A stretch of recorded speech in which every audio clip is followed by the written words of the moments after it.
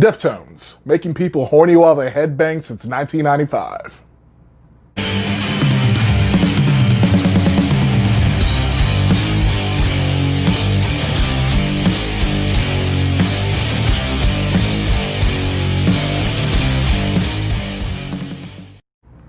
Greetings, hard and heavy music fans. I'm Dante with the Heavy Haystack, and today we're talking about the new album from Deftones titled Ohms. Ohms is the 9th album from alternative and experimental metal band Deftones, and while most people watching this probably already have an idea of who Deftones are, I'll give you just a little brief history. Formed in 1988 in Sacramento, California, the band released their debut album Adrenaline in 1995. They followed that record up with their breakthrough album Around the Fur in 1997, making them one of the top-tier bands in the so-called nu metal era. The band grew even bigger in the year 2000 with their album White Pony, which increased their level of atmospheric experimentation, broke them away from the nu metal tag, and is seen by many critics as their magnum opus record. The band continued their streak of critically acclaimed albums, with the ones in this past decade including 2010's Diamond Eyes, which is where I became a fan, 2012's Koi no Yokan, and 2016's Gore, which while also being critically acclaimed by critics, was seen as a lesser album by many fans going off of what I've seen from it online. I just recently listened to Gore for the first time, and while I didn't like it quite as much as Diamond Eyes or Koi no Yokan, it still is a really good album that has some interesting twists and turns throughout the record. With that said, this new album Ohms has something to prove with fans. Something I think that was lacking on the previous record Gore was that it didn't have many hit single tracks that anchor the record, easily accessible songs to quickly endear you to it. With Ohms, the first taste listeners got of this album was the title track, a mid-tempo groover that has a unique stoner rock infused riff at its center. As a big stoner rock fan myself, I was all about it, and it's a style that makes sense for Deftones because on previous records they've already delved into doom and sludge metal already. The second single released from the album was the song Genesis, which is one of the heavier tracks on the album. The riffs are slow and sludgy, and vocalist Chino Moreno alternates between his raw screaming style and his melodic crooning that he's well known for. Fans of the band's other heavy style modern tracks should probably like this Genesis track as well. Sequence-wise, the band sandwiches the rest of the album in between these two singles, with the heavy Genesis as the opener and the stonery Ohms as the closer. But once you get into the meat of this album, however, the album winds up going into a little bit of a lull. The track Ceremony follows the Genesis opener and slows things down a lot with its dream pop atmosphere. It's a simple track that leans pretty heavy on the vocals, but the vocal hooks on this track are pretty lacking. Urantia is the next track, and it opens with a commanding, thrashy riff that gets deflated by atmospheric guitar lines and Chino's soft crooning. The opening riff is brought back in a palm-muted form throughout the song, but it doesn't become the front and center of the track again until the outro, where it's already lost its use. This format gives the song a structure of constant tension, but without much release. It's just a constant building of tension going up and down, but there's no great payoff at the end of it all.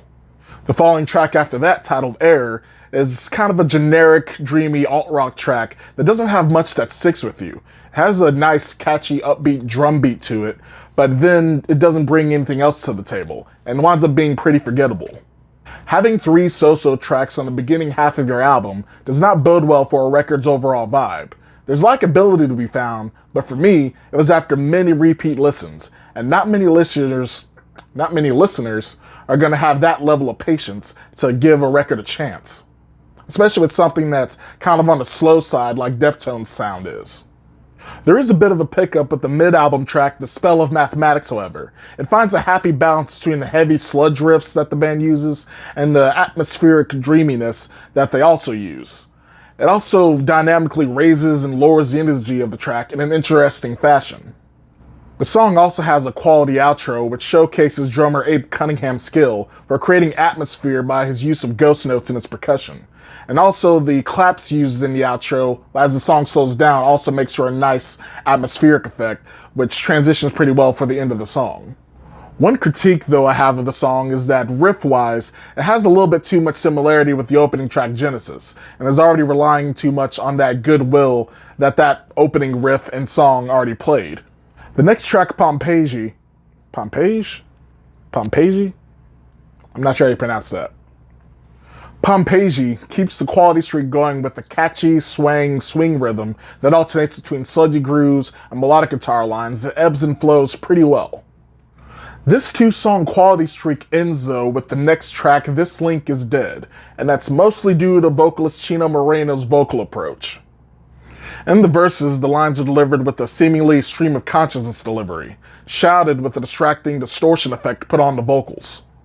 The tension-building instrumentation behind these vocals makes these parts unpleasant to listen to as well, and the chorus, which should act as a release for all this tension-built instrumentation, isn't too memorable in itself, making This Link Is Dead the least favorite song on this whole record.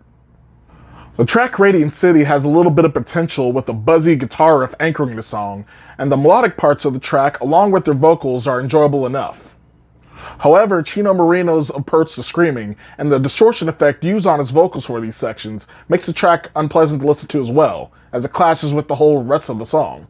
As for the 9th track, Headless, I honestly kept forgetting what it sounded like, because not much happens over its 5-minute runtime. It was just 5 minutes of simple sludge riffs and Chino having some discernible crooning in it, which makes it a little bit hard to listen to and pretty much forgettable. As a whole, Ohms is an album that's more potential than it is enjoyment. 3 good tracks on a 10-track album is not enough to keep a listener enthralled.